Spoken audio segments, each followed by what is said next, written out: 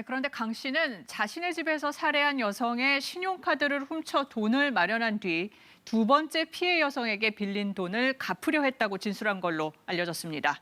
이 내용은 이정은 기자가 전해드립니다.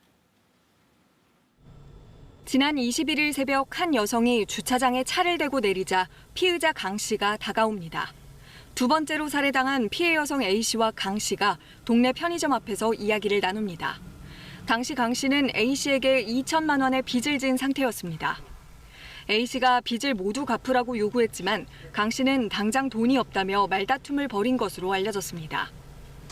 그리고 닷새 뒤 강 씨는 평소 알고 지내던 다른 여성 B 씨에게 돈을 빌려달라고 요구했습니다. 이 여성에게서 돈을 빌려 A 씨에게 진 빚을 갚으려고 한 겁니다. 하지만 거절당하자 자신의 집에서 B 씨를 살해했다는 게 강 씨의 진술입니다. 이후 강 씨는 숨진 B 씨의 신용카드로 아이폰 휴대전화 넉 대를 600만 원에 구입했습니다. 그리곤 곧바로 중고 휴대전화 매매상에 되팔아 480만 원을 받은 것으로 파악됐습니다. A 씨에게 빌린 돈을 갚을 현금을 마련하기 위해서입니다. 하지만 A 씨가 일부가 아닌 빌린 돈 전부를 갚으라고 재차 요구해 A 씨마저 살해했다고 강 씨는 경찰에 진술한 것으로 알려졌습니다. 경찰은 금전 문제 때문에 2명의 여성을 살해했다는 강 씨의 진술이 사실인지를 확인할 방침입니다.